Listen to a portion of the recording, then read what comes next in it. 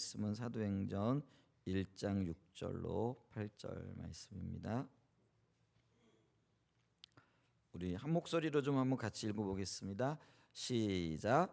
그들이 모였을 때 예수께 여쭈어 이르되 주께서 이스라엘 나라를 회복하심이 이때니까 하니 이르시되 때와 시기는 아버지께서 자기 권한에 두셨으니 너희가 알 바 아니요 오직 성령이 너에게 임하시면 너희가 권능을 받고 예루살렘과 온 유대와 사마리아와 땅 끝까지 이르러 내 증인이 되리라 하시니라.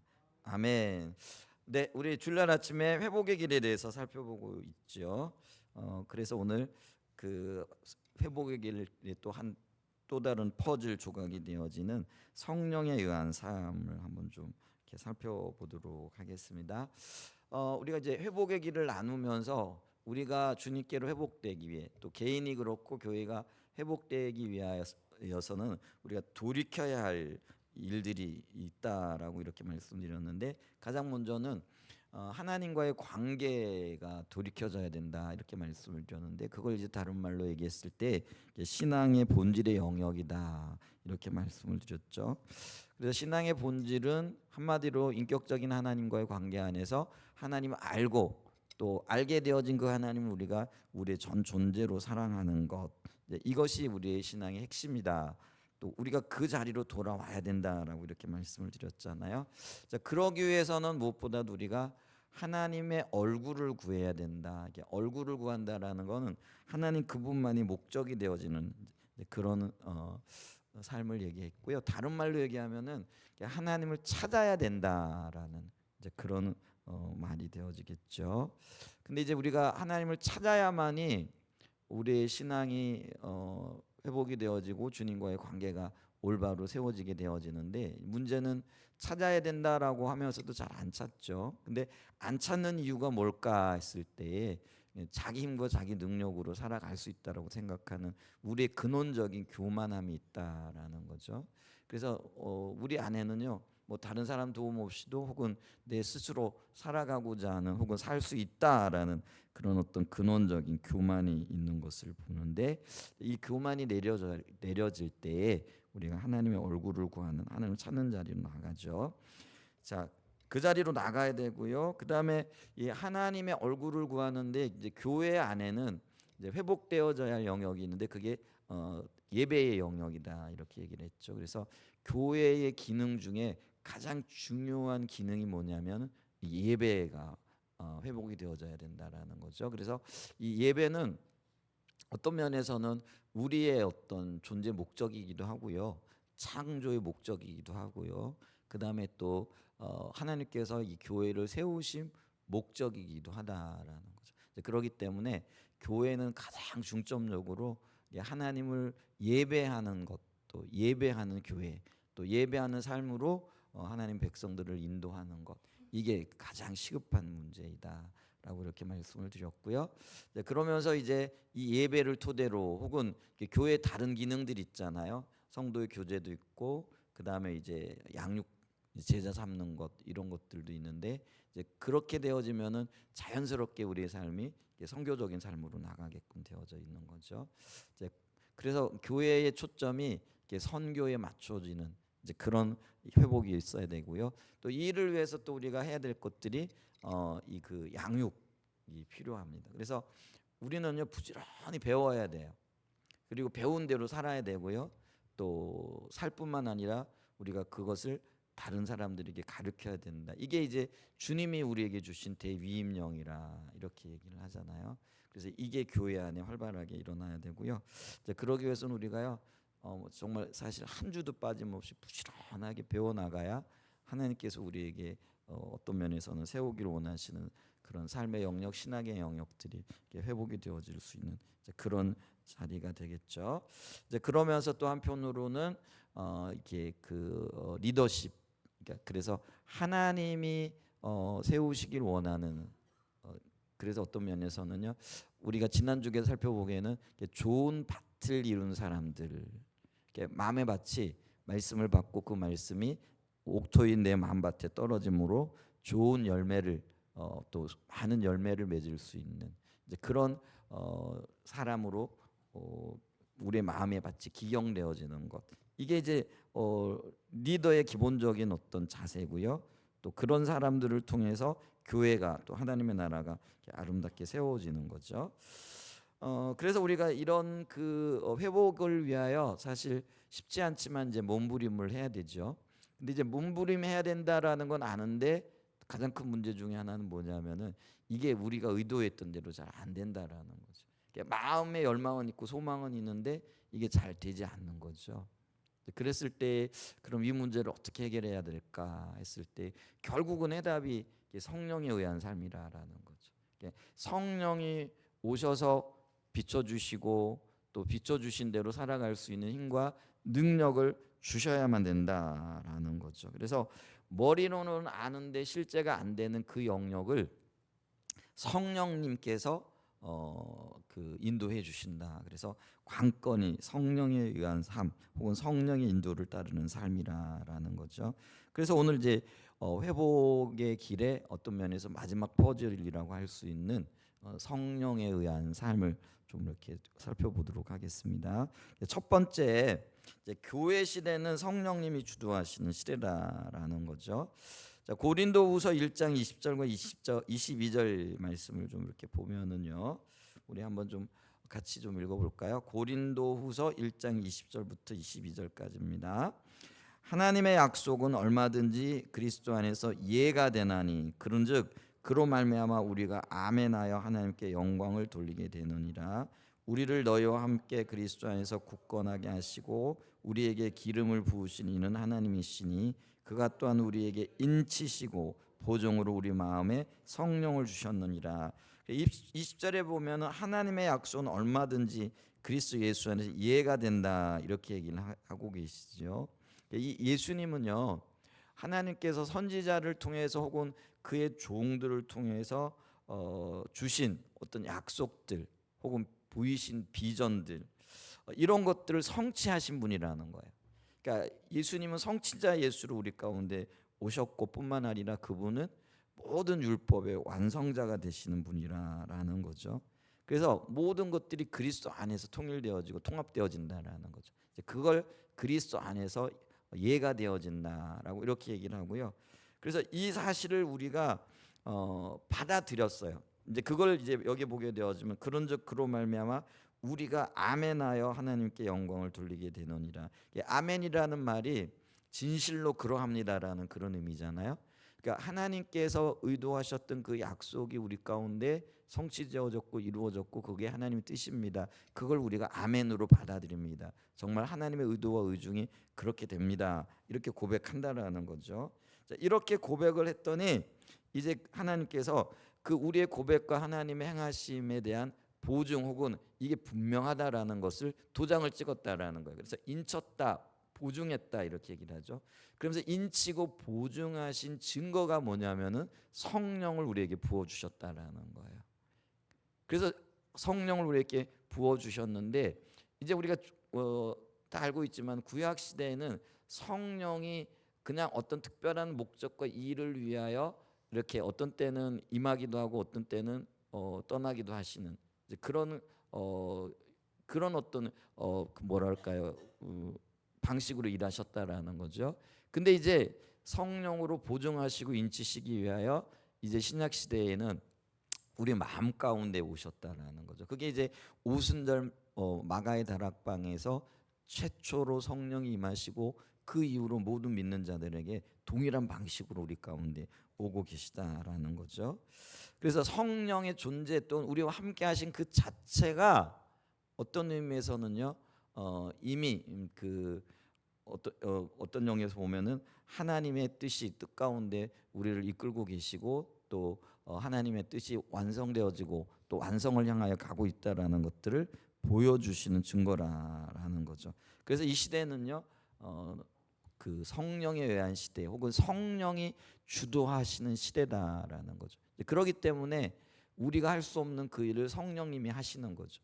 그래서 우리는 우리의 연약함 가운데에서 성령님을 의지하고 성령님과 동행하는 삶을 살아야 된다라는 거죠. 그래서 이 부분을 놓고 이 브루스라는 그 신학자는요 그러니까 예수님의 부활과 승천으로부터 주님이 다시 오실 때까지 이 시대는 성령이 주도하시는 시대다, 혹은 성령의 시대다라고 이렇게 말함으로써 우리 시대가 성령의 인도를 받아 성령과 동행하는 삶을 살아가야 될 것에 대해서 보다 분명하게 우리에게 가르쳐주고 있는 것들을 이렇게 보죠. 그다음에 큰 두 번째요. 그러면 성령님께서는 무엇을 하고 계시냐? 특별히 우리 가운데에서, 그러니까 성령께서 하고 계신 일들이죠. 우리의 삶 전반에 모든 일들을 성령이 하고 계시죠.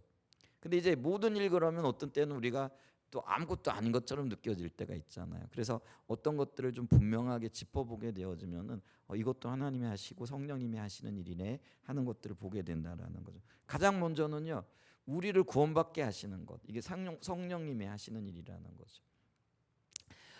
우리는 스스로 구원을 받을 만한 어떤 뭐랄까요, 능력도 힘도 그리고 자격도 없죠. 그런데 우리의 자격 없음을 비춰주시고 그러면은 어떻게 해야 될까를 깨닫게 하시는 거죠. 그래서 예수께로 나아가게 하시는 분.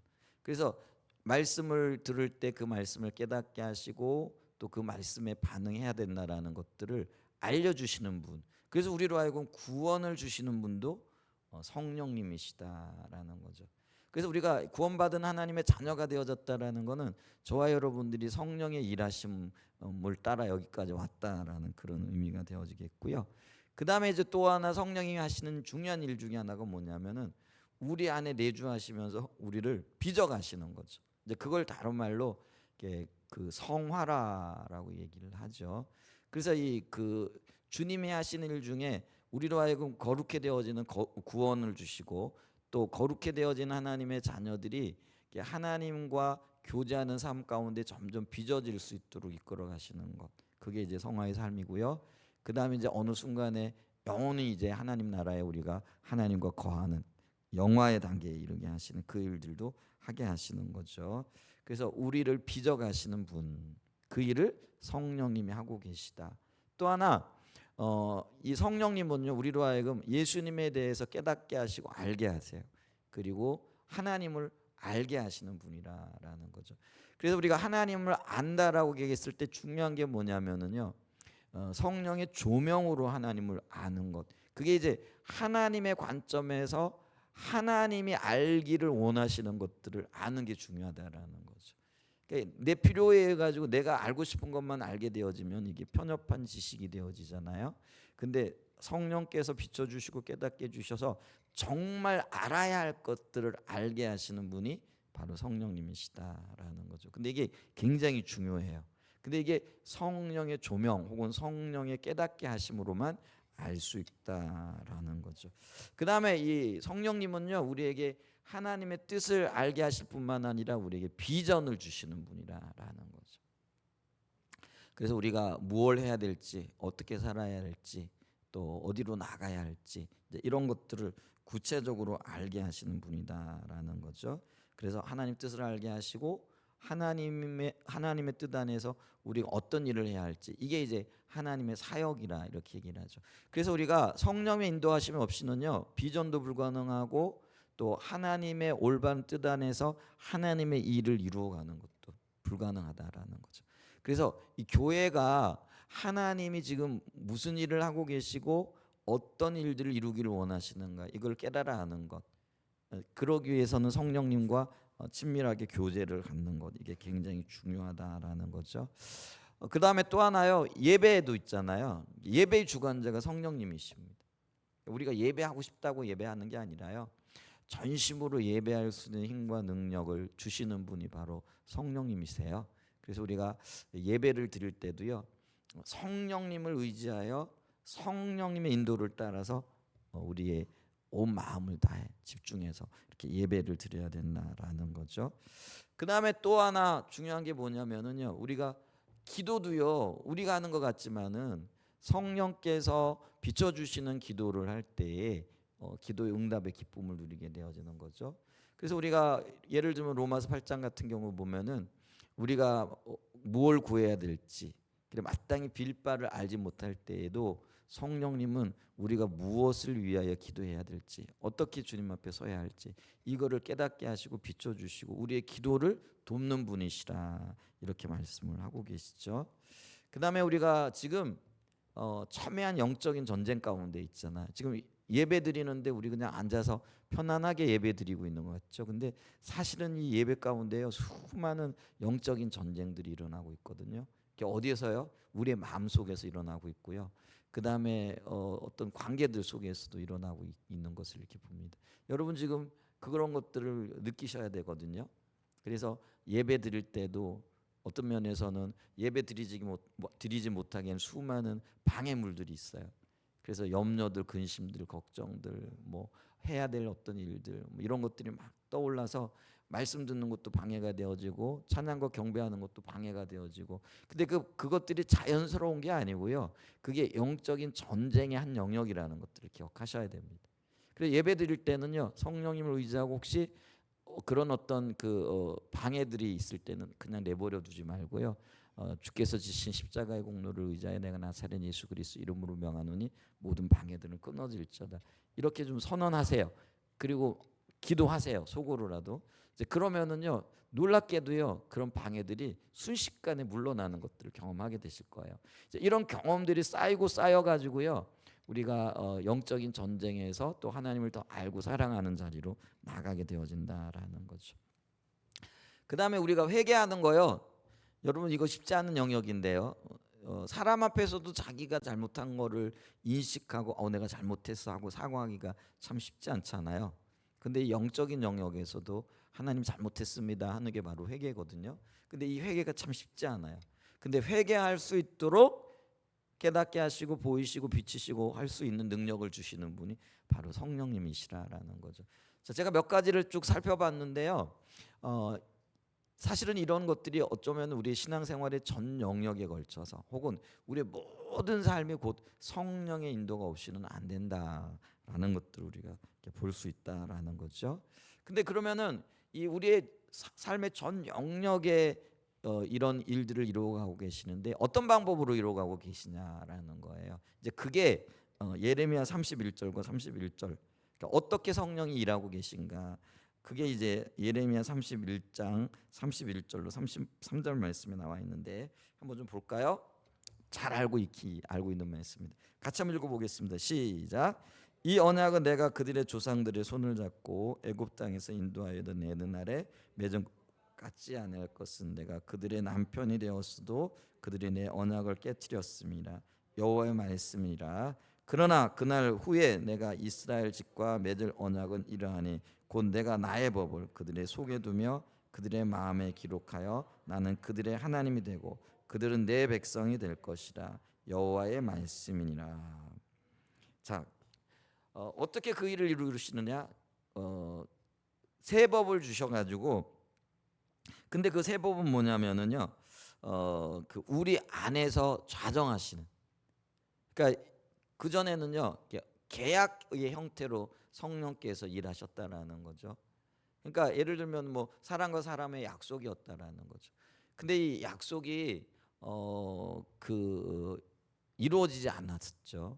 근데 이제 성령께서 그 사람이 약속을 지킬 만한 힘과 능력이 없다라는 것들을 아시고요. 이제는 그 언약을 이루실 수 있도록 친히 우리의 마음 가운데 들어오셔서 그 일을 이루시겠다.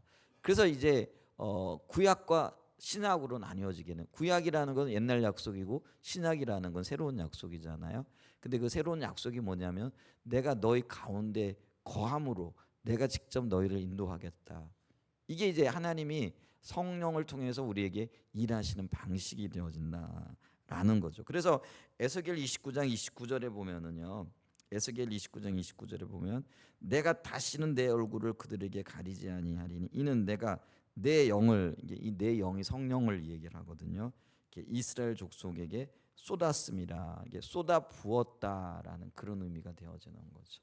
그래서 어떤 방식으로 일하시느냐? 이제는 성령께서 내 마음에 오셔서 이스라엘 백성들의 마음에 오셔서 그게 이제 마음판에 기록이 되어지고 또 마음을 인도하심으로써 하나님의 언약을 이루어 가신다.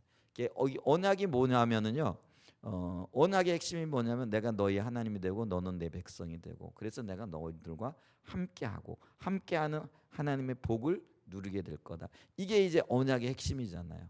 근데 이 언약을 이제는 어떻게 이루어 가시느냐? 우리의 마음속에 오셔서 우리를 인도하시고 또 의도대로 이끌어 가심을 통해서 그 성령께서 하시고 계시는 일들을 이룬다라는 거죠. 그래서 우리가 내가 죄인인 것과 또 어떻게 하나님을 따라야 할 것과 어떻게 주님을 높여야 할 것과 이런 것들을 친히 내 마음속에서 비춰가시고 깨닫게 하시고 이끌어 가신다라는 것이죠.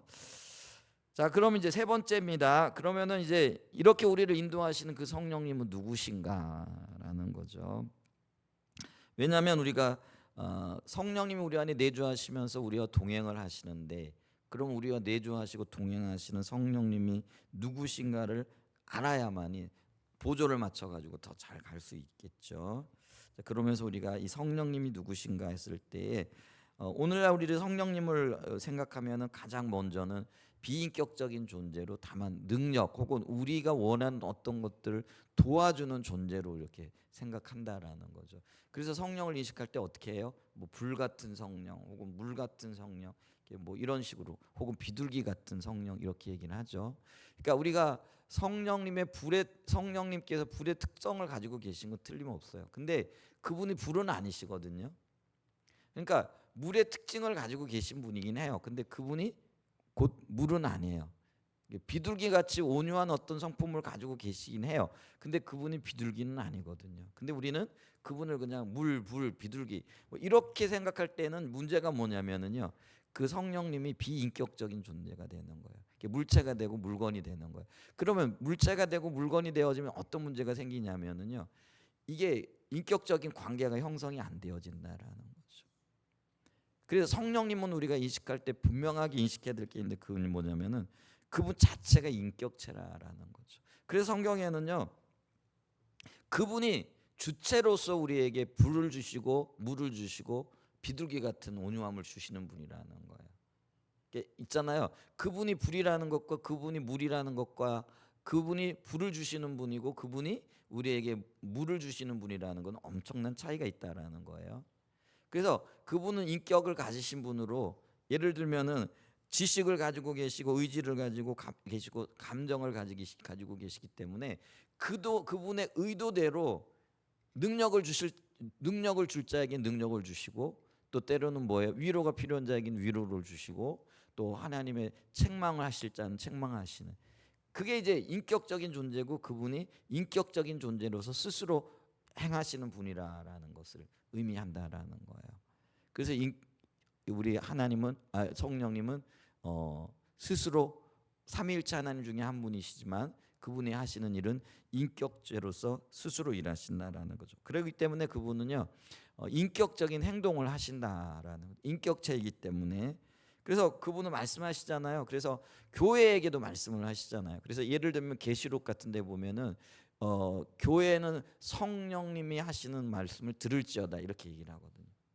그래서 그 소아시아 지역의 7교회 그 얘기는 이 땅의 모든 교회들을 대표하는 거잖아요. 근데 그때 뭐라고 말씀하시느냐면은 성령이 교회들에게 하시는 말씀을 들을지어다.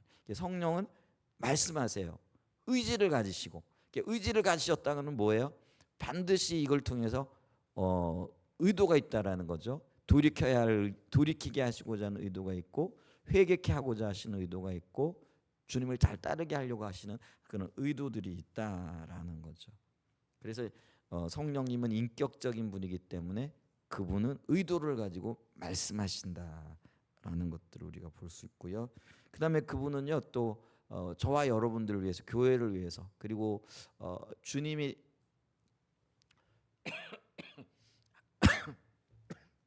죄송합니다. 하나님께서 창조하신 이 땅의 모든 것들을 위하여 기도하시는 분이라는 거죠. 그걸 이제 우리는 중보하시는 성령님이라는 거죠. 그래서 그 성령님은 하나님이시기 때문에 모든 것을 알고 계시잖아요. 그래서 우리에게 필요한 것뿐만 아니라 때로는 우리가 필요한 게 아니라 하나님 보실 때 필요한 것들이 있다라는 거죠. 그래서 정말로 우리에게 필요한 것이 뭐고 그 필요들을 채워주시기를 위하여 성부 하나님께 구하고 계시다. 중보하시는 하나님이라는 거죠. 그래서 우리가 기도할 때도요, 그냥 내 욕심대로 따라가지고 내가 이게 필요하니까 이거 기도해야지. 아니요. 근데요, 내가 필요해가지고 구했는데 그게 내게 필요한 게 아니라 그게 내게 복이 아니라 화가 되어지는 것들이 굉장히 많거든요. 그래서 여러분, 내가 원하는 것들을 놓고 기도하잖아요. 그러면은요, 응답이 어떻게 올까요? 내가 원하는 쪽으로 와요. 왜냐하면 그런 생각을 가지고 기도하니까 우리가 올바로 분별할 때가 참 많이 있거든요. 그러니까 기도할 때도요, 내가 원하는 것을 내려놓는 것이 굉장히 중요해요. 그러면 하나님은요, 내가 원하는 것이 아니라 내게 필요한 것, 정말로 필요한 것들을 주신다라는 거죠. 그래서 우리 그 누구죠, 고아들의 아버지였던 조지 뮬러 목사님도요, 하나님 앞에 나아갈 때에 자기의 원함을 철저하게 내려놓으면은 그 기도는 이미 90% 이상 응답되어진 거다, 이렇게 얘기를 하거든요. 그러니까 여러분 기도하실 때요, 내 필요한 것 말고요, 내가 원하는 것 말고요, 내가 이렇게 해야 되겠다라고 생각한 그거 말고요, 정말 주님이 내게 주시기를 원하는 게 뭘까요? 근데 성령님은 정말로 내게 필요한 걸 알고 계시다라는 거예요. 그리고 그게 내게 진정한 유익이 되어진다라는 거죠. 그래서 성령님을 의지하고 구해야 되고 깨닫게 해달라고 해야 되고 비춰달라고 해야 된다라는 거죠.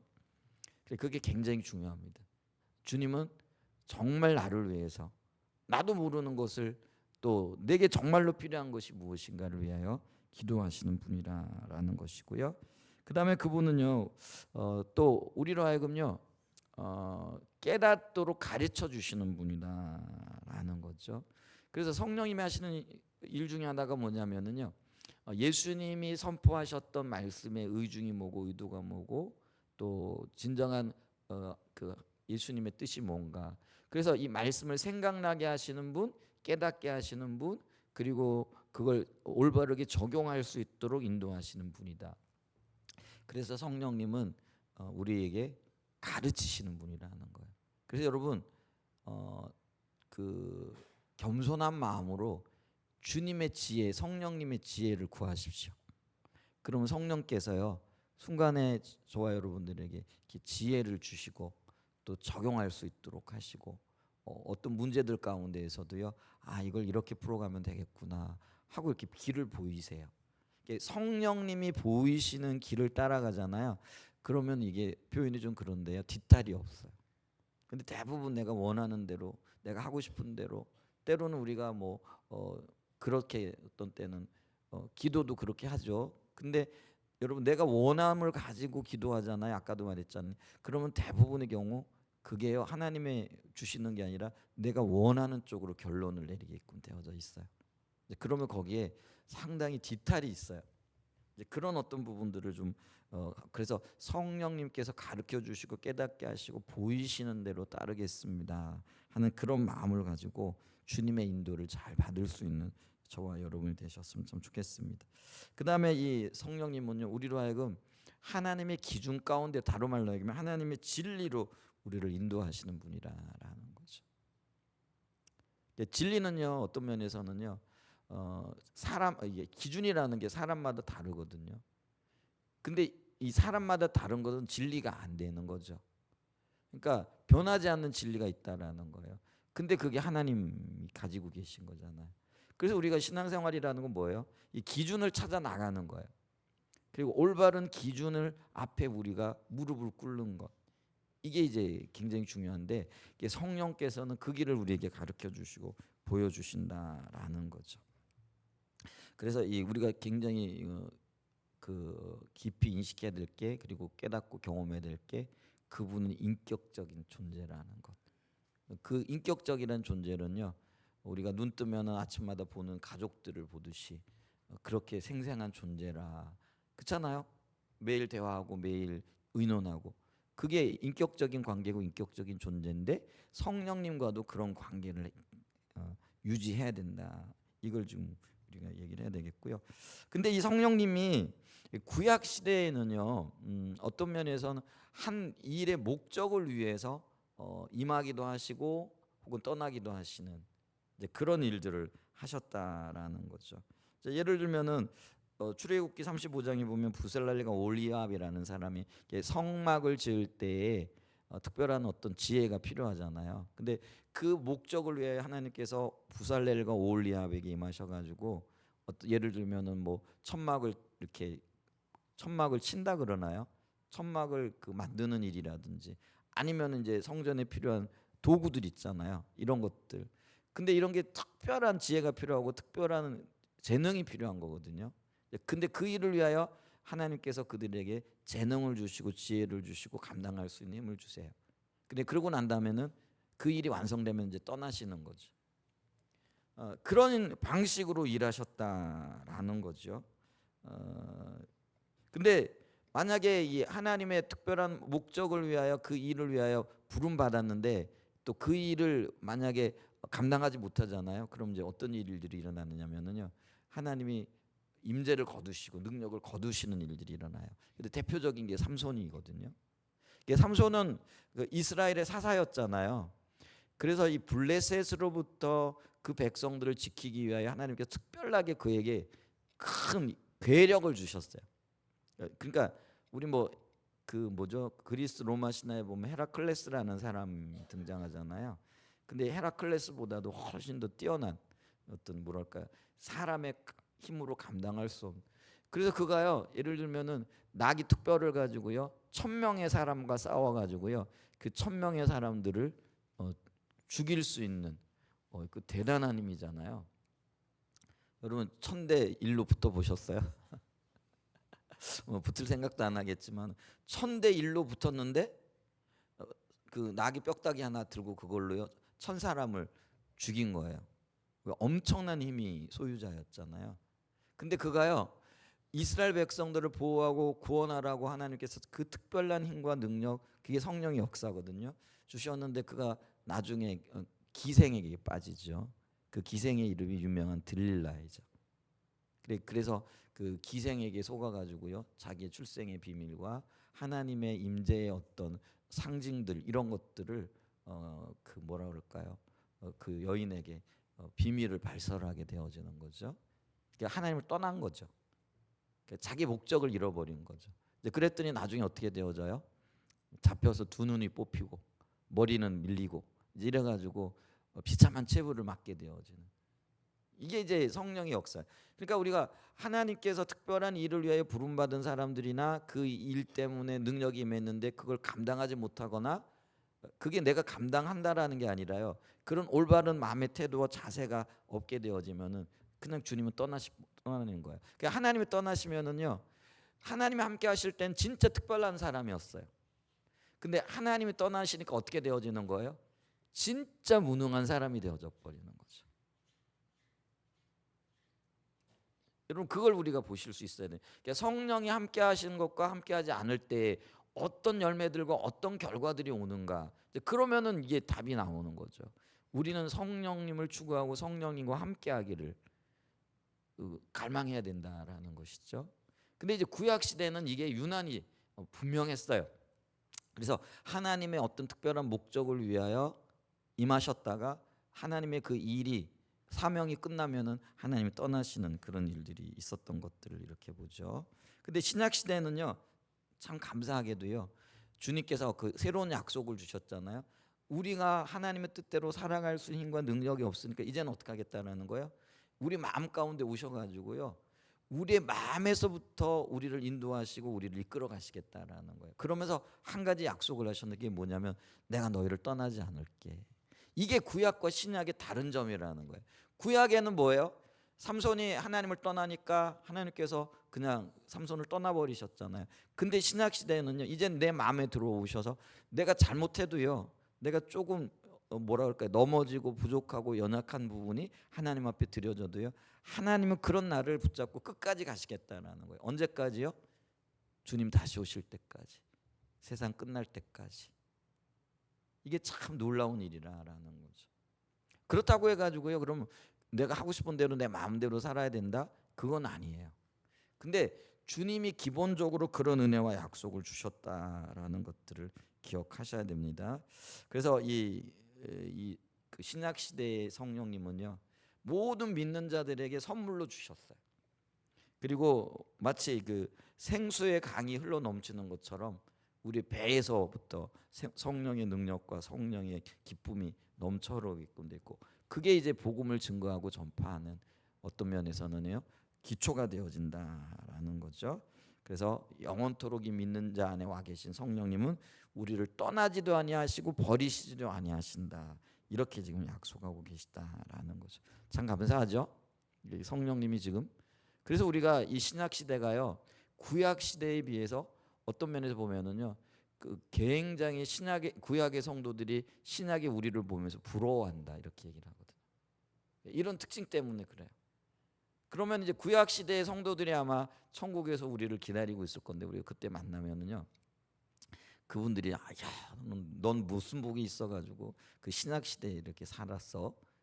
어떻게 주님의 영광을 그의 몸에 지니고 살았어? 아마 이렇게 물어볼 거 같고. 그러니까 있잖아요. 우리를 부러워할 분들이 너무 많아요. 참 복된 일이잖아요, 그죠? 근데 이 복된 삶을 우리가 지금 살아가고 있다고요. 그래서 우리가 성령님과 더 밀착되고 더 가깝게 더 성령님과 동행하는 그런 삶을 살아가야 되는, 얼마나 더 복되겠어요. 그런 삶을 살아갈 수 있는 은혜가 있었으면 좋겠어요. 자, 그러면서 이제 우리가 이게 신약 시대의 성령님의 특징을 알게 되어졌는데, 네 번째 이제 봐야 될 게 뭐냐면은, 그렇기 때문에 우리는요 이 성령의 인도를 따르는 삶을 살아야 되는데, 동시에 뭐가 같이 가야 되느냐면요 말씀에 기초해야 된다라는 거예요. 왜냐하면 성령님이 하시는 일 중에 하나가 뭐예요? 가르치는 역할을 하는데, 그리고 우리로 하여금 생각나게 하시는데, 뭘 생각나게 하신다고요? 말씀을 이게 여러분 말씀이 로고스잖아요. 그게 예수 그리스도란 말이에요. 그게 하나님의 기준이라는 거예요. 그게 진리 되시는 그게 예수 그리스도, 그게 말씀이라는 거예요. 그래서 우리는 우리의 삶이 성령의 인도를 따라 살아가면서 동시에 그 기초가 어디에 놓여져 있어야 된다고요? 말씀에 놓여 있어야 된다라는 거예요. 근데 이거를 이제 말씀과 성령의 조화라, 우리 십자가 복음에서는 그렇게 이야기하고 있다라는 거죠. 그래서 이게 굉장히 중요한데, 성경적인 예를 보면요, 예를 들면 여호수아 같은 경우에도요, 여호수아 1장 7절 이하에 보면은요 8절까지 그 여호수아에게 주시는 권면이잖아요. 그래서 그 권면의 핵심이 뭐냐면은요 말씀 묵상하며 살아라, 말씀 토대하여 살아라, 이렇게 얘기를 하는 거죠. 그래서 8절에 보세요. 이렇게 얘기잖아요. 이 율법책을 내 입에서 떠나지 말게 하며 주야로 그것을 묵상하여, 율법책이 말씀이잖아요. 그 안에 기록된 대로 다 지켜 행하라. 그리하면 내 길이 평탄하게 될 것이며 내가 형통하리라. 그래서 어쨌거나 말씀대로 살아라, 말씀의 인도를 대로 살아라, 말씀을 사랑하고 말씀을 묵상하고 말씀과 함께하는 삶을 살아라. 이게 지금 여호수아에게 주시는 그 권면이거든요. 근데 그러면서 동시에 우리가 이 여호수아가 어떤 은혜를 입게 되어지느냐면은요, 신명기 34장 9절에 보면, 신명기 34장 9절에 보면은요, 같이 읽어보겠습니다. 시작. 모세가 눈의 아들 여호수아에게 안수하였으므로 그에게 지혜의 영이 충만하니 이스라엘 자손이 여호와께서 모세에게 명령하신 대로 여호수아의 말을 순종하였더라. 하나님의 사람이었던 모세가 자기 후계자를 세울 때에 안수하여 세웠다라는 거예요. 이 안수도 굉장히 중요하죠. 근데 안수할 때에 어떤 일들이 일어났다고요? 그에게 지혜의 영이 충만하였더니, 여기서 지혜의 영이 성령님이라는 거예요. 그러니까 이 여호수아는요 말씀의 토대에서 그에게 임한 지혜의 영 성령의 인도를 따라서 그의 삶과 사역을 살아갔다라는 거죠. 그래서 여러분 보세요. 이 그 여호수아가 나중에 요단강을 가를 때라든지 혹은 이 그 여리고성을 무너뜨릴 때 보면은요, 그가 말씀의 토대에 살아가지만은 또 동시에 어떻게 했어요? 성령의 인도를 따르는 거예요. 그래, 왜냐하면은요 말씀에는 예를 들면 요단강물을 어떻게 갈라라 이게 없잖아요. 근데 내가 너와 함께하고 내가 너를 지키겠다라고 말씀 속에서 하나님께서 그걸 어떻게 적용해야 될 것인가, 그걸 어떻게 그 말씀을 적용하면서 승리할 수 있을 것인가는 성령께서 가르쳐 주시고 구체적으로 인도하신다라는 거예요. 그래서 여호수아가 율법책을 묵상하면서 원리를 그 말씀에 토대하고 구체적인 인도는 성령님의 인도를 따랐다라는 거예요. 그래서 요단강물을 가를 때 어떻게 하라는 지시를 받느냐, 성령 인도를 따르냐면요, 제사장들이 법궤를 메고 요단강물로 들어가라는 거예요. 여리고성을 점령할 때는 어떻게 하라는 거예요? 제사장들이 법궤를 메고 백성들이 따르면서 7일 동안 6일까지는 그 여리고성을 한 바퀴 돌고 6일째에는 7바퀴를 돌고 난 다음에 그 성을 향하여 외치라라는 거죠. 그게 구체적인 성령의 인도였다라는 거예요. 자, 그래서 이 여호수아의 삶에서는요, 말씀과 성령의 인도가 정확하게 같이 가는 게 있어요. 그러면은 여호수아만 그랬냐? 아니요. 심지어는 예수님께서도요, 말씀의 토대에서 성령의 능력으로 성령의 하심을 따라 가지고 역사하셨던 것들을 일하셨던 걸 보죠. 마가복음 1장 38절을 좀 보죠. 마가복음 1장 38절과 39절에 보면은요, 이르시되 우리가 다른 가까운 마을들로 가자. 거기서도 전도하리니. 이 전도한다라는 게 선포한다라는 거예요. 뭘 선포해요? 하나님의 말씀을 선포하는 거죠. 그러니까 예수님은요, 항상 그의 사역의 가장 중심에 뭐가 있었던 거예요? 말씀이 있었다라는 거예요. 근데 이 말씀을 기초로 해가지고 39절에 보게 되어지면은 이렇게 얘기해. 이에 온 갈릴리에 다니시며 그들의 여러 회당에서 전도하시고, 또 전도하셨잖아요. 그리고 동시에 또 뭐예요? 또라는 건 동시에라는 그런 의미겠죠. 동시에 또 어떻게 했다고요? 귀신들을 내쫓으시더라. 그럼 이 귀신들을 쫓으실 때는 예수님이 뭘 의지했다라는 거예요? 성령님을 의지했다라는 거예요. 그러니까 말씀과 성령이 항상 예수님의 삶에서는요, 조화를 이루고 있었다라는 거예요. 그게 이제 오늘날로 얘기하면은요, 우리가 말씀의 토대 위에 굳건하게 서야 돼요. 그리고 진리를 우리가 우리 마음속에 받아들이고 그 진리 가운데에서 자유롭게 일하시는 성령의 인도를 받아야 돼요. 그래서 이게요, 말씀과 성령이 같은 분이고 혹은 같은 목표와 목적을 가지고 계시기 때문에 절대로 충돌되어지지 않는다라는 거예요. 예를 들면 말씀이 그 방향을 가리키는 것과 성령이 인도하시는 게 충돌이 일어난다? 그럼 이거는 잘못 우리가 인도를 받는 거라는 거예요. 무슨 말인지 의미가 되시죠? 그래서 이 말씀과 성령이 조화를 이루어야 된다라는 거예요. 그래서 말씀이 가리키는 방향은요, 성령이 인도하시는 것과 정확하게 같아야 돼요. 100% 동일해야 된다라는 거예요. 그러니까 예를 들면은 있잖아요. 성경에서는 도둑질하지 말라 그랬는데 그게 이제 진리잖아요. 근데 이제 우리 마음에 들리는 어떤 야, 저거는 좀 우리가 뭐라 그럴까, 가져도 될까? 우리가 배가 고프니까, 우리가 배고픈 거는 하나님도 원치 않으니까 남의 거 뺏어 가지고 우리 배고픔을 달래야 돼. 만약에 이런 어떤 유혹을 받았다, 그걸 마치 성령의 인도처럼 받았다, 그러면 그거는요, 잘못 인도받았던 거라는 거예요. 그럼 잘 인도받는 건 뭐예요? 자비를 구하든지 아니면 어떤 뭐 사정을 구하든지 이래 가지고요, 그런 어떤 조화를 이루는 그런 어떤 삶이 되어져야 된다라는 거예요. 근데 말씀이 의도하는 것보다 전혀 다른 어떤 성령의 인도를 받는다, 이건 있을 수 없다라는 거예요. 무슨 말인지 이해가 되시죠? 자, 예수님이 그렇게 살았더니요, 사도들도 그렇게 살았다라는 거예요. 이제 사도행전 14장 3절에 보면은요, 이 바울과 이 바나바의 이야기가 나오는데요. 자, 사도행전 14장 3절에 보면 두 사도가 오래 있어 주를 힘입어 담대하게 말하니 주께서 그들의 손으로 표적과 기사를 행하게 하여 이게 표적과 기사는 성령의 일이거든요. 그다음에 그들이 뭐예요? 은혜의 말씀을 증언하니.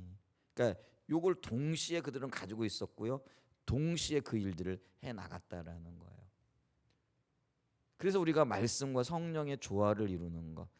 그래서 우리가 말씀을 잘 알아야 성령이 우리를 어떻게 인도하시는가 잘 분별할 수 있는 그런 상호 보완적인 관계가 되어진다라는 거죠.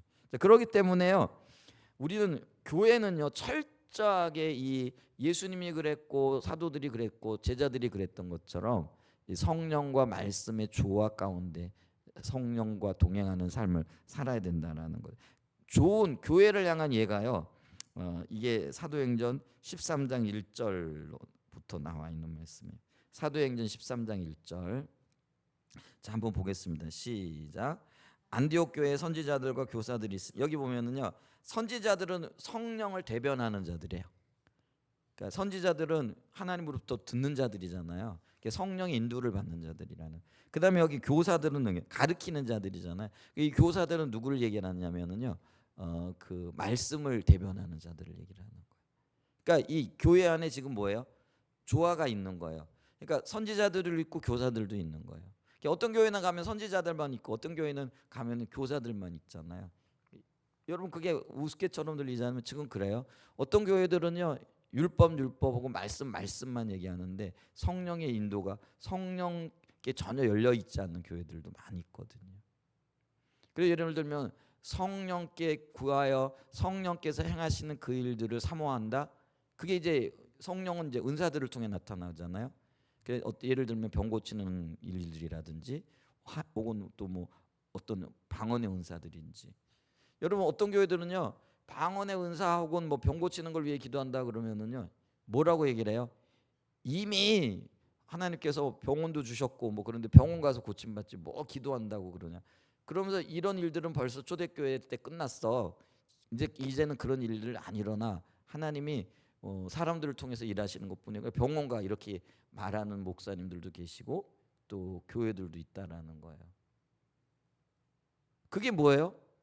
말씀은 소중히 여기지만 성령의 은사는 혹은 성령의 행하심은 가볍게 여기는 거죠. 그게 치우친 거라는 거죠. 또 어떤 데는 어떤 교회는 가면요, 은사는 굉장히 소중히 여기고요. 뭐 쉽게 얘기하면 불러 하는 교회들인데, 예를 들면 성경 말씀을 배우는 거라든지 이런 것들은 또 가볍게 여기는 그런 교회들도 있어요. 그럼 이게 한쪽에 치중되어져 있잖아요. 근데 이 안디옥 교회는 어땠다고요? 선지자도 있고 교사도 있고. 여기 보게 되어지면은 그래서 이 선지자들과 교사들이 있으면서 몇 사람들의 이야기가 쭉 나오잖아요. 그러면서 그들이 이 성령의 인도를 따라 말씀에 기초하여 2절에 보면 주를 섬겨 금식할 때, 주를 섬긴다라는 게 이게 예배를 얘기를 하는 거예요. 그래서 여러분 있잖아요, 우리는 예배가 주님을 섬기는 행위거든요. 그러니까 이 예배가요, 그냥 우리끼리 노래하고 우리끼리 뭐 좋은 찬양했다 뭐 이게 아니에요. 이 예배가 하나님을 높이고 하나님을 섬기는 행위라는 거죠.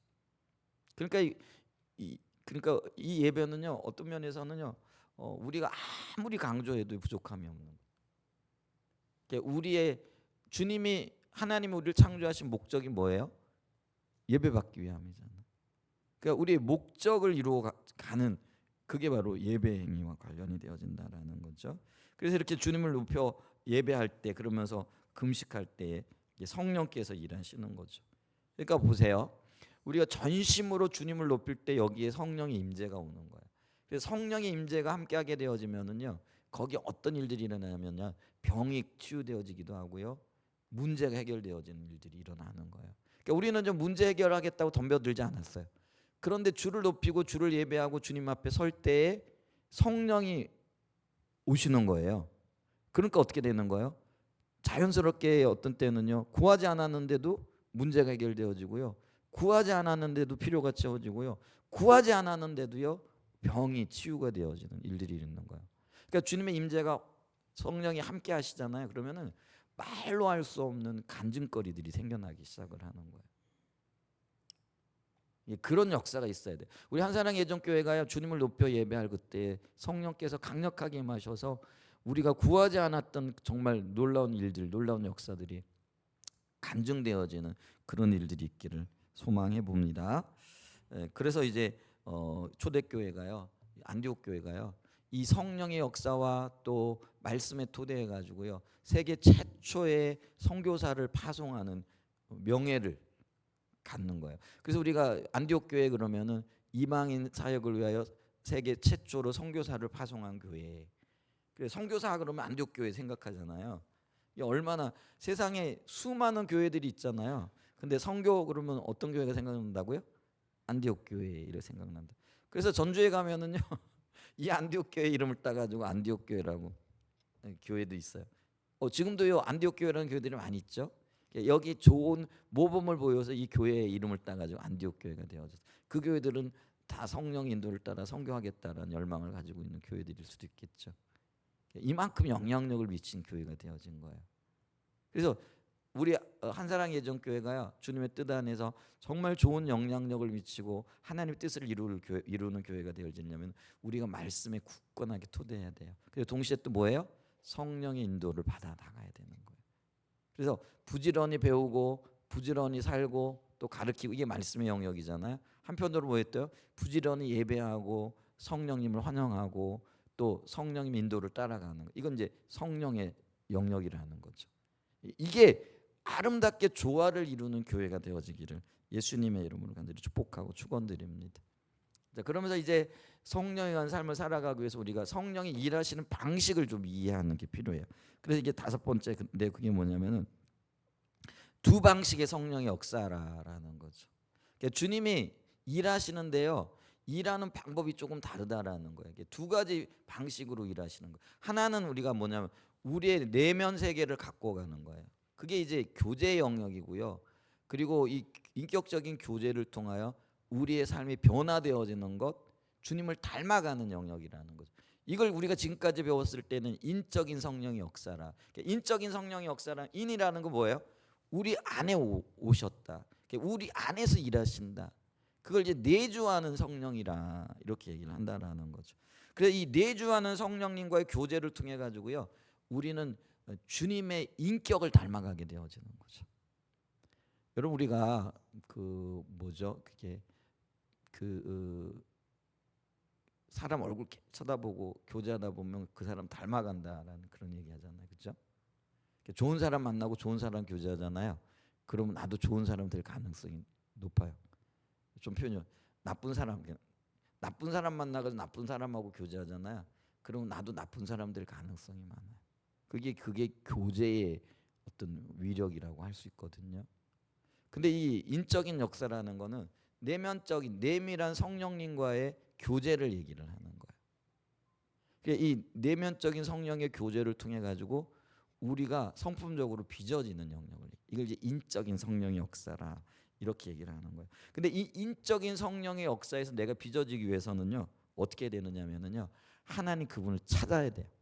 그래서 얼굴을 구한다, 하나님을 찾는다라는 게 뭐예요? 그분의 인격을 닮아가고 그분과 동행하기를 기뻐하는 걸 얘기를 하는 거예요. 그러면 그분을 찾고 구할 때 하나님이 하나님의 의중과 의도를 보이시잖아요. 그럼 여기에 동시에 같이 가는 게 뭐냐면요, 순종하고자 하는 자세가 필요하다라는 거예요. 여러분, 하나님께서 뜻을 보여주시고 하나님의 의중과 의도를 보여주시고 말씀을 깨닫게 하셨는데 내가 순종 안 하면 그게 의미가 있어요, 없어요? 없어요. 그러면 문이 점점 닫혀져요. 주님이 더 이상 말씀하실 이유가 없는 거예요. 아니, 아무리 얘기해도 말 안 하는데, 우리 사람도 그렇잖아요. 한두 번 얘기하다가 안 들으면 그래 알았어 그만하자 이렇게 얘기하잖아요. 그런 일들이 일어나지 않기 위해서는요, 우리가 주님을 찾을 뿐만 아니라 주님을 찾을 때 말씀하시면 그 말씀하신 그 부분에 순종하는 게 필요하다라는 거예요. 주님은요, 그래서 우리의 마음에 찾아오셔가지고 우리의 마음을 빚기를 원하세요. 그게 성령님이 중점적으로 일하시는 거죠. 그래서 어쩌면은요, 가장 우선적인 성령의 사역이 이 부분이기도 해요. 그러니까 우리를 변화시키시고 성장시키시고 아름답게 빚어가기를 원하신다라는 거죠. 그 다음에 두 번째 방식이 뭐냐면은요, 우리의 인격적인 영역에서뿐만 아니라 어떤 일이 이루어지게 해야 되잖아요. 이거는 일을 이루는 거는요, 성령의 능력과 다른 말로 얘기하면 은사와 굉장히 밀접한 연관이 있다라는 거예요. 그러니까 그거를 이제 우리가 지금까지 들어오기로는 온적인 성령의 역사라 이렇게 얘기를 하는 거죠. 온적이라는 건 우리 바깥에서 눈에 보이게 나타나는 어떤 일들을 얘기를 한다라는 거예요. 근데 이거는 은사라는 거예요. 예를 들면은요, 내면적인 성장과 병이 치유되어지는 건 다른 일이잖아요. 그러니까 내면이 성숙하지 않아도 성령의 강력한 능력이 은사가 임하게 되어지면은, 예를 들면 죽을 병 걸렸던 사람들이 일어나기도 하고요. 예전에 제가 얘기를 했잖아요. 교통사고 나가지고요, 뼈가 다 으스러져 가지고요, 제대로 걷지도 못하는 분인데요, 어떤 분이 이렇게 누워 계시더라고요. 근데 제가 그때 가봤는데 어떤 목사님이 그분을 위해 가지고 뼈들은 자리를 찾고 또 그 뭐죠, 그 뭐랄까 그 어긋나 있는 뼈들은 자기 자리를 찾을지어다 예수님의 이름으로 명한다 그랬거든요. 그랬더니 이분이요 몸을 막 틀더라고요. 일어나지도 못한 분이에요. 누워가지고 막 팔다리가 막 저절로 움직이더라고요. 제가 그걸 보면서 제가 너무 놀랐어요. 제가요 예수 믿는 사람인데도요 병든 죽은 나사로 살린다는 거 내가 믿는다고 고백을 했거든요. 근데 그게 다 이론적인 지식인 거죠. 근데 실제로 그런 일이 일어나더라고요. 뼈들은 제자리를 찾을지어다 그랬더니요 그분이 실제로 교통사고가 나가지고 뼈들이 다 어긋나 있는 거야. 토막 나 있는 거야. 근데 그러니까 제대로 걷지도 못하잖아요. 근데 나사렛 예수 그리스도 이름으로 말하는 뼈들은 제자리를 찾고 뭐랄까 깨어 일어날 이렇게 기도를 했더니요 그분이 누워가지고요 몸이 막 저절로 움직여요. 막 우두둑 우두둑 하는 소리가 나더라고요. 근데요 그거 한 몇십 분 하는 것 같더라고요. 그러더니 그분이 일어나더라고요. 제가 너무나 놀랐어요. 야 그래가지고요 제가 이 성령의 은사 그리고 하나님 행하시는 것에 눈이 좀 뜨여졌어요. 그래가지고요 이게 가능하구나. 이게 내 눈앞에서 일어나는 일이 성령의 능력이 이게 이제 근데 은사적인 측면이거든요. 그 뼈들이 치유되어지고 병든 사람들이 일어나는 거죠. 그 여러분 있잖아요. 그 은사는요 이게 구하고 추구할 때 더 활발하게 나타나거든요. 그러니까 우리나라에 60년대 70년대요 그 죽을 병 걸렸던 사람들, 암 걸렸던 사람들, 치유되어지는 사람들 교회에서 많았어요. 근데 지금은 더 이상 구하지 않죠. 병원으로 가잖아요. 근데 구하지 않으니까 안 나타나는 것일 뿐이지 하나님은요 은사로 능력으로 얼마든지 우리의 모든 걸 치유하실 수 있는 능력이 있는 분이세요. 그 전능하신 분이잖아요. 근데 이런 걸 보면서요 사람들은요 하나님 살아계시는구나. 하나님의 역사를 보고 하나님을 나타내는 거죠. 이게 이제 온적인 역사라는 거예요. 그러니까 바깥으로 드러나는 성령의 역사라는 거예요. 그러니까 그래서 성령님이 두 가지 일을 하신다. 하나는 뭐예요? 우리의 내면에서 우리의 성품을 다듬어 가시는 그 하나 일과 하나는 우리 바깥에서 드러나도록 병을 치유하시고 문제가 해결되어지게 하시고 뭐 이런 어떤 성령의 은사와 관련되어진 그 방식으로 두 가지 일을 하신다라는 거예요. 자 그러면 우리의 내면과 관련되어져서 성령이 일하실 때 우리가 조심해야 될 게 있어요. 그게 뭐예요? 성령을 근심케 하지 말아야 된다라는 거예요. 쉽게 얘기하면 속썩이지 말아야 된다라는 거예요. 그러니까 앞으로는 예하고 뒤로는 딴짓하는 경우들 있잖아요. 우리 자녀들을 이렇게 보면서 가끔 그럴 때 뒤집어지실 때 있잖아요. 앞에서는 알겠습니다, 약속하겠습니다 해놓고 뒤에 가가지고 뭐 하는 거예요? 엉뚱한 짓 하잖아요. 근데 우리 애들만 그러냐 그러고요. 제가 그렇더라고요. 하나님 앞에서 네 알겠습니다 해놓고는 돌아가가지고 언제 그랬어요? 이게 이제 성령을 근심케 하는 거예요. 말씀에 반응하지도 않고 말씀이 들려줘도 뭐 그것에 순종하겠다고 해놓고 순종하지도 않고 이게 이제 근심거리가 되어지는 거예요. 성령님 그러니까 이거를 우리가 조심해야 된다라는 거예요. 그래서 이게 지난 수요일 날 우리가 진실성과 관련되어지는 거죠. 그래서 내가 말했으면 말한 대로 해야 되고 그죠? 그래서 이게 진리를 뒷받침하는 거라는 거죠. 그래서 이게 조심해야 된다라는 거죠. 그래서 이 성령을 근심케 하지 말아야 된다. 근데 성령을 근심케 하는 것들이 어떻게 있느냐? 성령님을 의식하지 않는 거라는 거예요. 성령님 내 안에 와 계셔서 일하시고 성령은 지금 나를 통해서 말씀하시고 어떤 일들을 하기를 원하시는데 관심도 안 가져주는 거죠. 여러분 있잖아요. 어떤 사람이 속상해요. 가다가 얼굴 쳐다보고 인사도 안 하면은요. 의도적으로 그랬는지 의도적으로 안 그랬는지 잘 몰라요. 뭐 못 봤을 수도 있잖아요. 근데 가는데 아는 사람인데 만약에 얼굴을 이렇게 본 것 같은데 눈을 돌렸다. 그럼 속상해요, 안 속상해요? 괘씸해요, 안 괘씸해요? 그게 의식하지 못하는 거라는 거예요. 그게 성령님을 근심케 하는 거라는 거예요. 내 안에 와 계신 성령님의 인도를 받고자 하는 마음도 없어. 그냥 무시해 버려. 이게 이제 성령님을 근심케 하는 거라는 거죠. 그 다음에 이제 성령을 단순한 능력이나 감화 정도로 쓰고 인격체이신 하나님을 우리가 물, 불, 뭐 어떤 일을 이루는 은사적인 측면에만 치중을 맞춰가지고 그냥 우리 병 고치시는 분 주모로만 생각하는 거죠.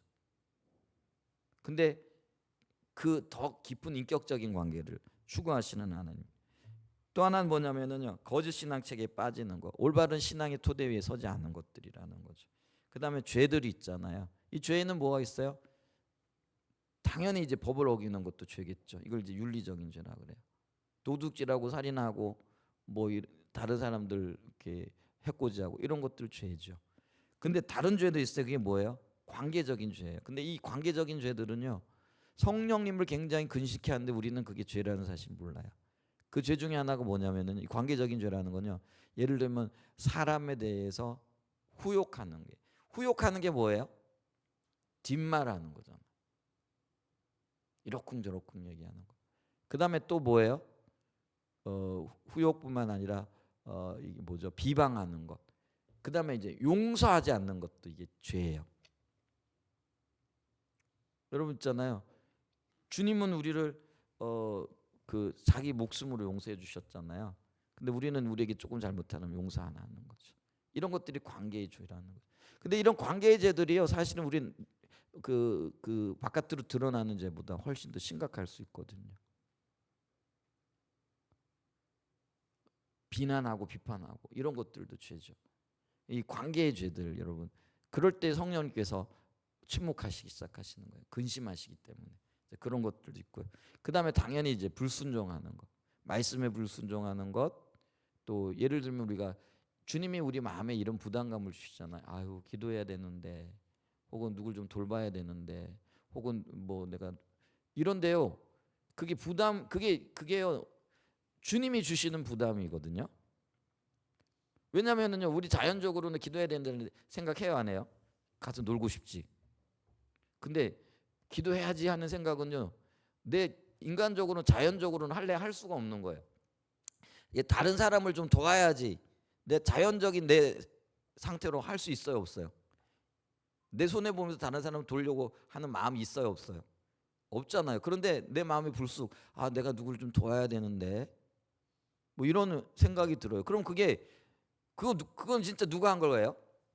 성령님이 하신 거잖아요. 그럼 성령님이 하나님의 일로 나를 초청하시는 거잖아요. 그런데 우리 뭐 별로면 생각 다 드네 이러면서 그냥 흘려버리는 거예요. 그럼 그게 불순종이라는 거예요. 다른 게 불순종이 아니라는 거예요. 그러니까 주님이 일하시기 시작하는 방법이 여러 가지가 있다라는 것들을 기억하셔야 됩니다. 근데 그게 성령님을 근심케 하는 거라는 거죠. 그럼 관계가 깨져요. 그럼 우리가 성령과 동행하는 삶을 살아갈 수가 없다라는 거죠. 그다음에 이제 성령의 능력, 은사. 여러분 아까 이 능력과 은사가 왜 중요하느냐면은요. 이게 우리의 힘과 능력으로 할 수 없기 때문에 성령께서 능력으로 하셔야만이 우리에게 주어진 어떤 일들을 감당할 수 있다라는 거죠. 자, 스가랴 4장 6절 말씀을 좀 볼까요? 스가랴 4장 6절에 보면 이렇게 얘기를 해요. 스가랴 4장 6절에 보면 같이 읽어볼까요? 시작. 그가 내게 대답하여 이르되 여호와께서 스룹바벨에게 하신 말씀이 이러하니라. 만군의 여호와께서 말씀하시되 이는 힘으로도 되지 아니하며 능력으로도 되지 아니하고 오직 나의 영으로 되느니라. 그러니까 성령으로 된다라는 거. 내가 노력한다고 되는. 여러분 내가 애쓰고 힘쓴다고 내가 의도하고 내가 원한 것들이 다 이루어지던가요? 아니요. 성령께서 은혜를 주시고 함께 하셔야만 된다라는. 그러니까 우리가 성령께 나가야 할 이유가 또 생긴 거예요. 그러니까 이 성령이 임하시게 되어질 때 어떤 일들이 일어나느냐. 누가복음 4장 16절 이하 21절까지 좀 보죠. 좀 길지만 한번 읽어보고 마무리할게요. 자, 성령 누가복음 4장 16절부터 21절까지 같이 읽어보겠습니다. 시작. 예수께서 그 자라나신 곳 나사렛에 이르사 안식일에 늘 하시던 대로 회당에 들어가사 성경을 읽으시려고 서심해 선지자 이사야의 글을 드리거늘 책을 펴서 이렇게 기록된들을 찾으시니 곧 주의 성령이 내게 임하셨으니 이는 가난한 자에게 복음을 전하게 하시려고 내게 기름을 부으시고 나를 보내사 포로된 자에게 자유를 눈먼 자에게 다시 보게 함을 전파하며 눌린 자를 자유롭게 하고 주의 은혜를 전파하게 하려 하심이라 하였더라. 네, 여기까지만 보죠. 여러분 성령이 이렇게 능력으로 내게 임하시는 거예요. 그랬더니 어떤 일이요? 가난한 자들에게 복음이 전무되어질 뿐만 아니라 그 기름 그게 이제 성령의 능력. 기름 부음 요게 은사를 얘기를 하는 거예요. 하나님의 능력을 얘기하는 거고요. 그래서 포로된 자를 자유케 하고 눈먼 자를 다시 보게 하고 그리고 눌린 자를 자유롭게 하고 주의 은혜의 해를 전파하게 되어진 엄청난 역사가 있게 되어지는 거예요. 그러니까 주의 능력이 우리와 함께할 때 이런 일이 일어나는 거예요. 근데 이미 우리에게 이런 능력이 와 있어요. 그러니까 우리는 어떻게 해야 돼요? 주님의 역사가 나타나도록 우리가 예를 들면은 병든 자를 보면은요 그를 위하여 붙잡고 기도해야 되고요. 눌린 자를 보면은 자유케 되기를 위하여 선언하고 선포하고 기도해야 되거든. 근데 지금 우리는 어때요? 아유 내가 기도한다고 돼. 내가 한다고 뭐 그러면서 그냥 뒤로 빼잖아요. 그럼 우리는 주의 능력을 경험할 수가 없거든요. 그래서 아픈 자가 있으면 두려워하지 말고요. 주님이 하실 거니까 그냥 기도해 주세요. 눌린 자가 보여주시거든요. 대놓고 얘기하면 화를 낼지도 모르니까 속으로라도 예수 그리스도 이름으로 명하노니 어둠은 떠나갈지어다 모든 눌림은 자유케 되어질지어다 이렇게 하세요. 그리고 주님 앞에 서서 기도할 때는요 이게 우리의 기도는요 특별히 우리 중보는요 미사일과 같다 그랬거든요. 그래서 여기서 미사일을 쐈는데 터지는 건 어디 가서 터지는 거예요? 그 사람의 삶에 가서 터지는 거예요. 아멘. 그래서 기도하십시오.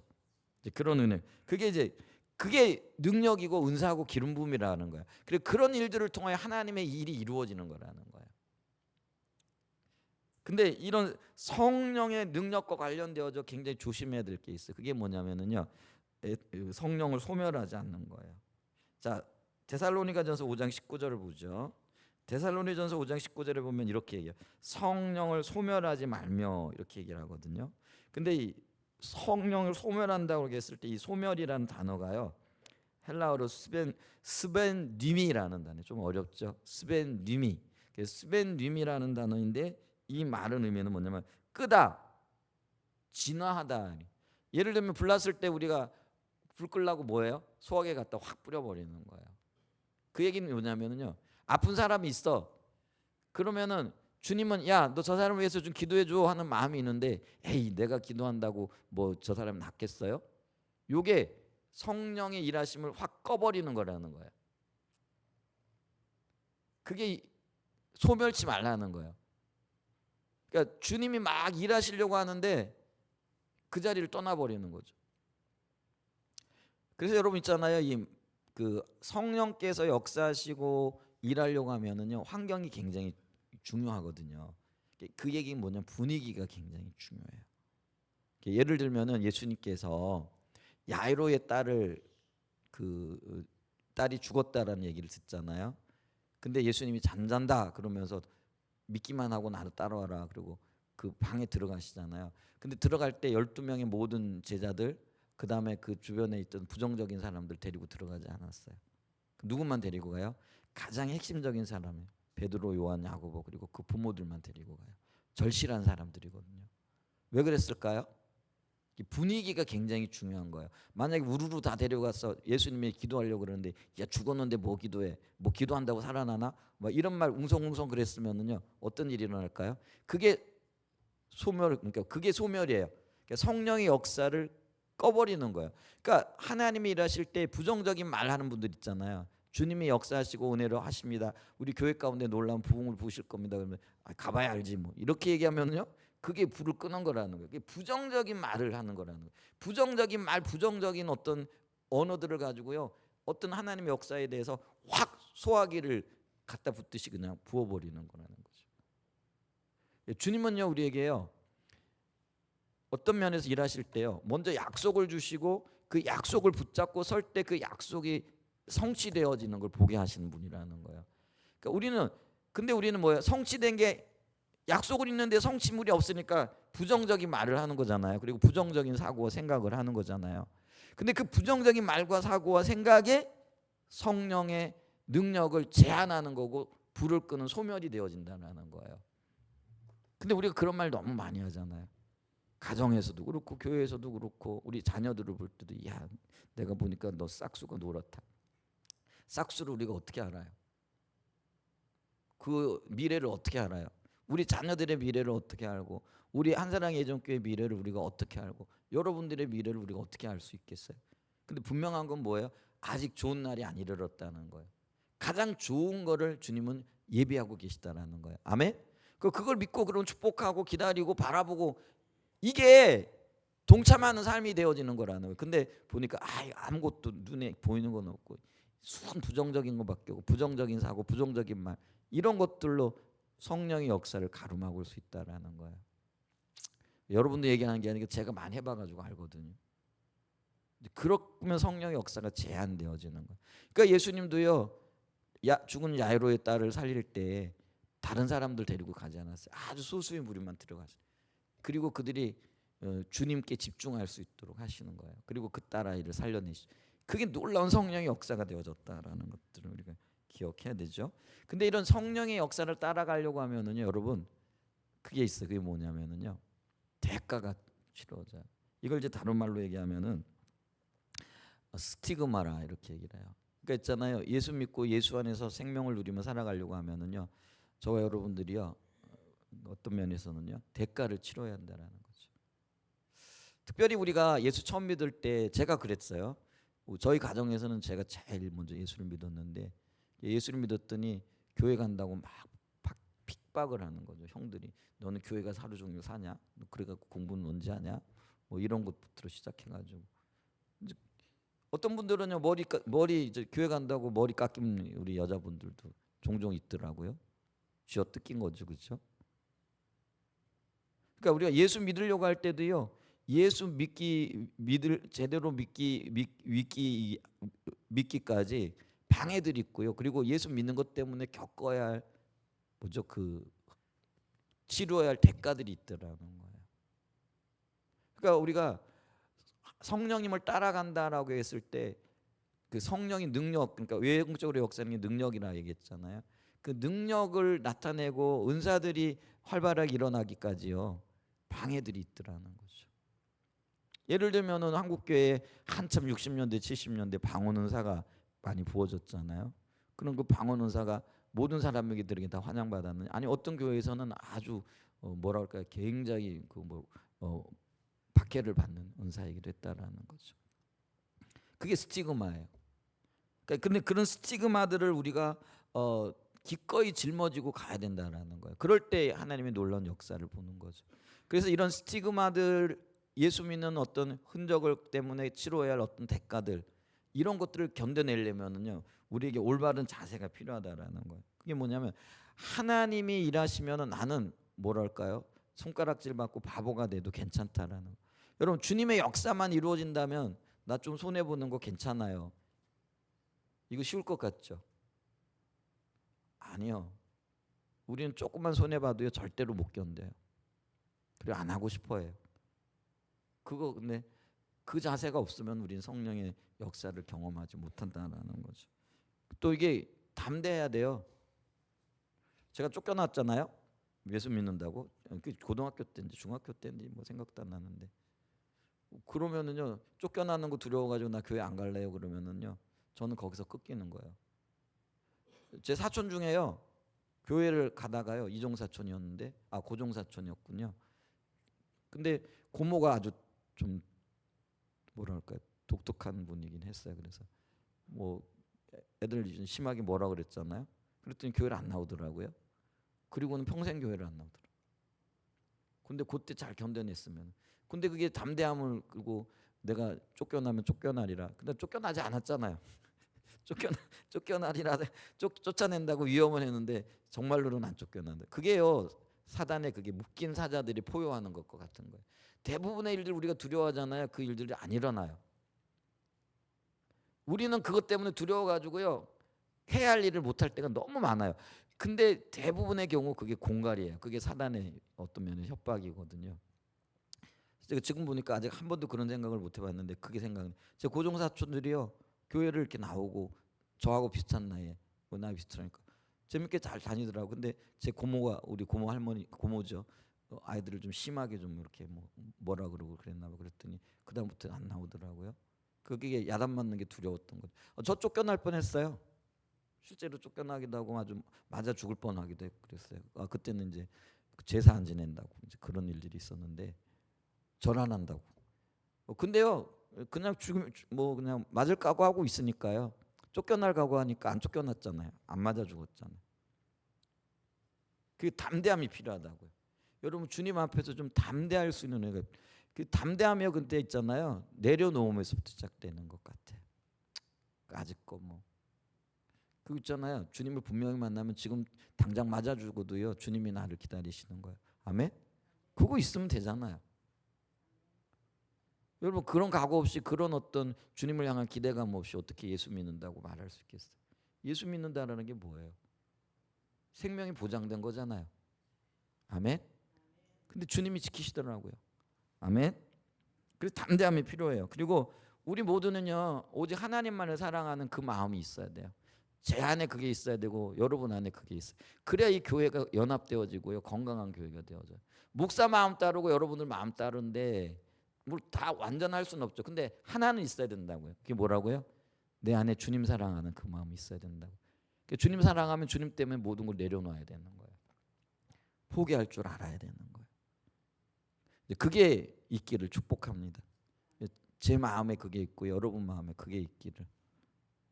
그 다음에 오직 하나님의 칭찬만을 듣고자 하는 그 자세가 있어야 된다. 아멘. 이런 마음을 가지고 있을 때요, 성령께서 우리를 통해서 일하시는 거죠. 그러면서 우리의 삶이 내면적으로 주님 오셔서 우리를 다듬으시고 빚으시면서 성숙하게 하시고, 외적으로는 우리가 할 수 없는 그거를 성령의 능력과, 그게 은사라고 얘기해요. 은사를 통해서 하나님 놀라운 역사를 이루어 가시는 거예요. 이게 두 가지 방식이 성령의 일이에요. 그러면서 우리는 성령님과 동행하면서 아까 그 회복의 길로, 우리의 힘으로는 안 되는 그 일들을 이뤄낼 수 있는 은혜가 주어지는 겁니다. 자, 회복이라는 주제를 가지고 몇 줄을 이렇게 쭉 말씀을 나누는데요. 우리는 지금 회복되어져야 할 절실할 필요가 있고요. 우리가 이렇게 주님 앞에 설 때 은혜를 베푸셔서 여러 가지 영역에서 하나 둘 보게 하시고 또 고치게 하시고 새롭게 하심으로 우리의 신앙이 회복되고, 또 그래서 그 회복의 토대 위에 부흥의 놀라운 역사를 맛보게 하실 은혜가 있을 줄 믿습니다. 이런 은혜를 사모하고 달려나가는 저와 여러분 되시기를 예수님의 이름으로 간절히 축복하고 축원드립니다. 아멘.